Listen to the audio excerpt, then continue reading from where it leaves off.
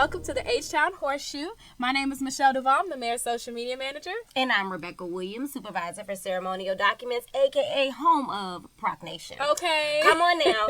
Listen, so today we have the amazing director, TaKasha Francis, with us. She's a director for Department of Neighborhoods. Welcome. Thank you. It's good to be in the Horseshoe. Come It is on. very, very nice to have you. Thank you. So we're going to go ahead and take a quick look at this clip from our mayor, Sylvester Turner. Yes. Because we're going to have to change the culture that exists in this city. Okay?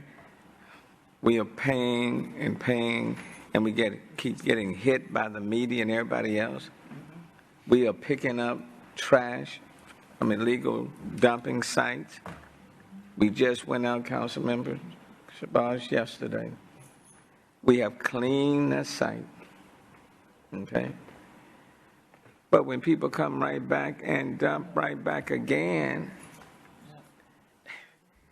this is not concierge service for people who are just throwing lead out of their cars, just going about and just throwing it on the ground as if they, somebody's supposed to come back and pick it up. Okay, can you please break down to me in plain terms, what is illegal dumping? So illegal dumping is, in short, trash and debris where it's not supposed to be. Okay. That's where it is, in short. So as a very global term, pretty much illegal dumping is putting trash where it's not supposed to be, whether that's placing heavy trash out earlier than you're supposed to place it out, or whether that is literally dumping on the side of a street, in a cul-de-sac, any type of public property or right-of-way, esplanades. We have a lot of communities that take advantage of esplanades to dump. Vacant lots that are unattended. You're bringing heavy trash and just putting it on that lot because that's illegal dumping. So when we start looking at the city's focus on illegal dumping, throughout this administration, Mayor Turner has been very intentional about picking it up as it's reported. Making sure that, once it's turned into 311 or proactively, if we see it out, he is even known to pick the phone up and call us as directors and say, hey, what's going on over here? Get this picked up, get this cleaned up. Right. However, a more concentrated focus that we've been able to kind of take on, especially with, of course, federal funds, with ARPA money, has been able to intensify and be a force multiplier for what the city's been doing with illegal dumping to enforce and strengthen not only our ability to pick it up, but also the ability to do stronger investigations, bringing in additional resources for that. So most recently, he's gotten together with the team to put a more comprehensive plan in place to kind of formalize things that have already been happening. Right. And so that's what we're pretty much excited about. Now, saying that, the Department of Neighborhoods is not responsible for enforcing illegal dumping. Okay. Illegal dumping is actually investigated by the HPD Environmental Group. And so if you see illegal dumping in the city, you report it to 311, and you can have that report carried by HPD Environmental, which actually investigates all environmental crimes. And illegal dumping is considered to be an environmental crime. Wow. And then, of course, the Solid Waste Department will then follow up with picking up the trash. So that's how illegal dumping is handled here in the city of Houston.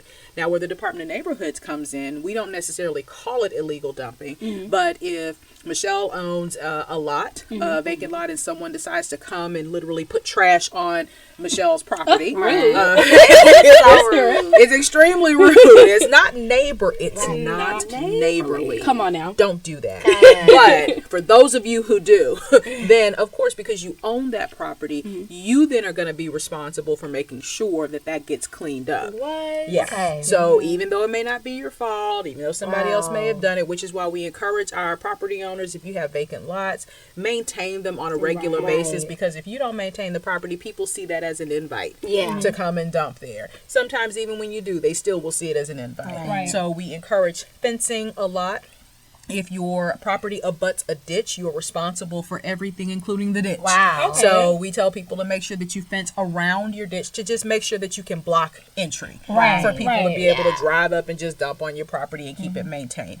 But if we get a call like that, then the Department of Neighborhoods will come out because we can attach an address to that. And that's how we enforce, because we deal with residential property issues. Okay. So we don't deal with public right-of-ways. Those investigations are with HPD. Now, you said heavy trash. Right.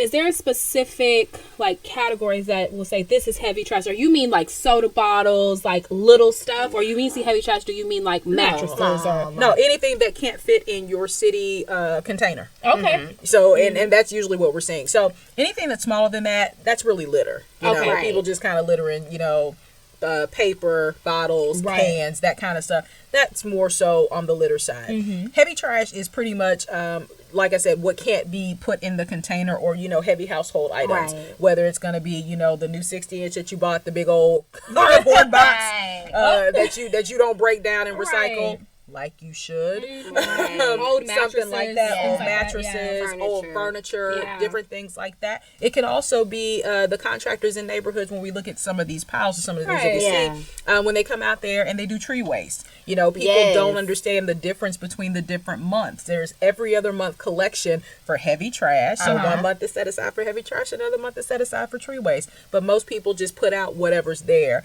because the city will pick it up. And so residents really need to familiarize themselves with the heavy trash pickup schedule, which is actually on the website for the solid waste department for the city of Houston, as well as the tree waste pickup schedule. Right. And that will also help cut down on illegal dumping. So whether, if you're listening right now, you have a super neighborhood that is having an illegal dumping problem, definitely consider maybe getting together your civic club to canvass your neighborhood and re-educate your neighbors on when to put these things out. Yes. So it's one thing, and it's important to call it in. Yeah. So we definitely want you to do that because the city has a responsibility to enforce its ordinances, and we want to do that. But part of that communication can also come with residents helping us to do the job by making sure that your neighbors are educated, because sometimes it is genuine ignorance. People just put it They there just because don't they know. just think it's supposed to be there. Yeah. But for those, that we can help, we want to educate. Those that Absolutely. don't care, That's we will another enforce. thing. We're gonna find Come you. on, enforce That's it. right. We're coming after you. Listen, seriously. So here in this city, we see a lot of demolition going on. There is a lot of things in the works. Yes. Talk to us about that process. What are some things that are coming up? And really for those people that are out there that don't know, how do you even request for something to be like, this is a mess. Can it be demolished? What is that process? How does a citizen get engaged with that? Okay, so everybody knows that 311 is the number one way, and really is singularly the way that you're going to report infractions that are happening in the city of Houston. Let me start off by saying this. Demolishing buildings is a legal process that can be long, okay? We don't just come out to a building and say, Yeah. this is a building we need to demolish. We can't do that. Right. Texas is a property rights state. So when you start looking at demolishing properties, that is a taking. You're taking someone's property, right? Which means that you've got to make sure that you have dotted all your legal I's and crossed all your legal T's to make sure everything is done. Now, first and foremost, when we look at dangerous buildings, we are looking at a building that is causing a public safety hazard issue, a serious and immediate harm. Illegal. That is found in Chapter 10 of the Municipal Code. It is not about regulating ugly. And I really want to say that. I understand that these are eyesores in the community, but eyesore is not mentioned one time anywhere in the Municipal Code. Okay. So even though people use that term of art, and I understand it's not, you don't want to look at it. Just because a building is ugly, just because a building is abandoned, just because a building does not, fit the character of the neighborhood by itself alone, does not qualify it as a dangerous building that needs to be torn down. Right. So most of the time when we're looking at dangerous buildings, we have a Buildings and Standards Commission. Their whole role is to look at the evidence that we bring to them as a city to make a determination on whether or not this building fits any of those characteristics of a dangerous building. Okay. Once they look at the evidence, they're going to be looking at structural things. Are we looking at a building that could be falling down? Are we looking at a building with the danger of, open access for criminal activity and things like that? Those are the things that we look at to determine whether or not it's a dangerous building under the code. If there are some engineering issues where the building is not structurally sound, whether it's a roof of insufficient strength or it's a floor of insufficient strength, whether the building could collapse at any time. Those are the things that make a building dangerous to the point of either qualifying for repair. So in some instances, there are only 3 corrective actions we're going to take if we make a determination it's a dangerous building.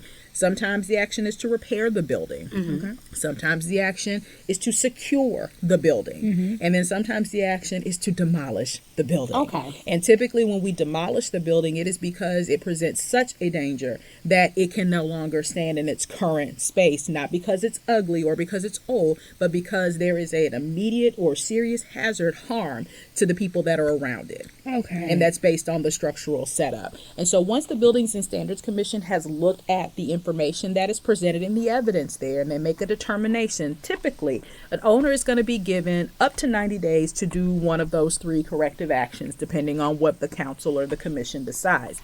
Once that order has expired after 90 days, if you find out, because sometimes people get noticed and they don't come to the commission hearing. Right. So if you get an order that you don't necessarily agree with because you either think that there's a different action, then you can only appeal that order within 30 days after it expires in district court.